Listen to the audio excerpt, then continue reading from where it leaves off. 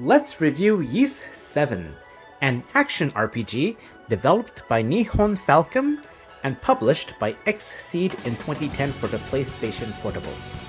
20 years ago, I had played its sequel for the PlayStation 2, and I really enjoyed it, so I had high expectations. I am happy to say that this sequel delivered, and then some more.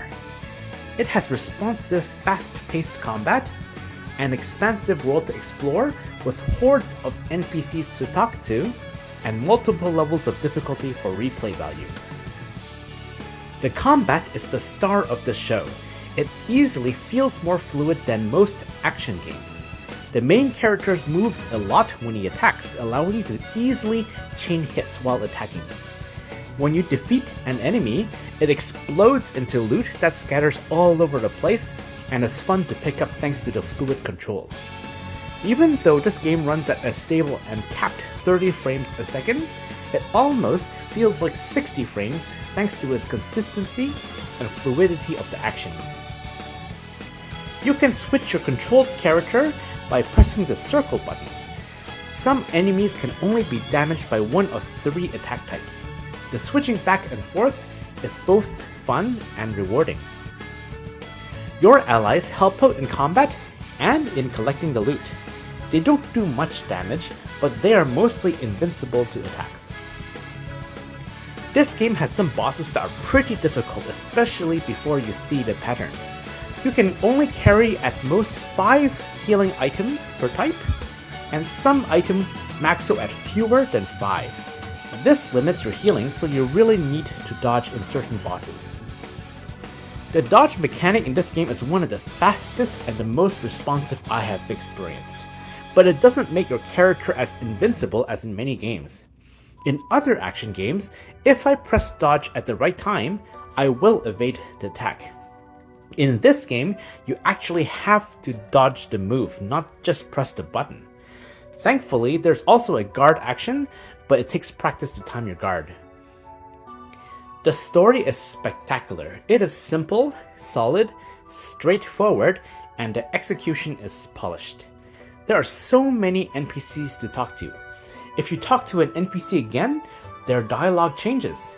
If you talk to them later in the story, their dialogue also changes.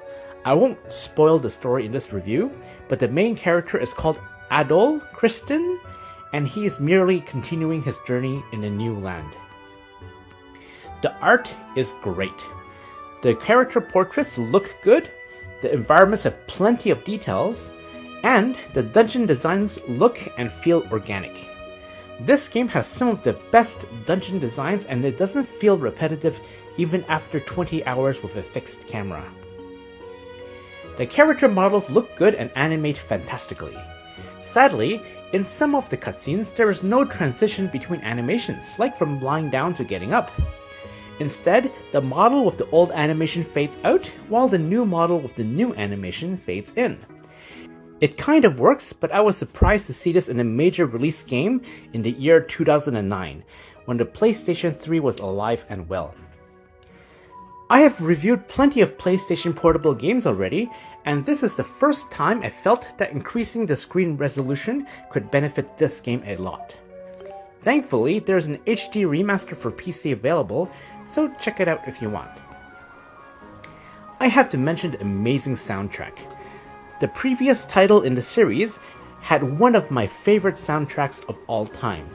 And while Ys 7's soundtrack doesn't have as many tracks, it retains many of the same qualities and is one of the best PlayStation Portable soundtracks I have heard.